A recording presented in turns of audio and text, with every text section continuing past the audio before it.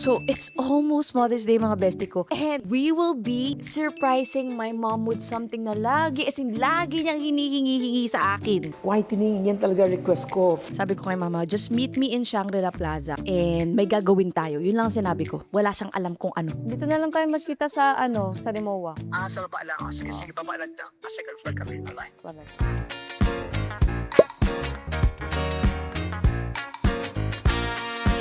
Ano ka gagawin sa akin? Ikaw, ipapa-whitening ka.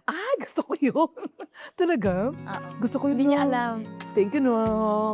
Whitening, yan talaga request ko. Kasi huling whitening namin ito before mag-pandemic. So it's a surprise.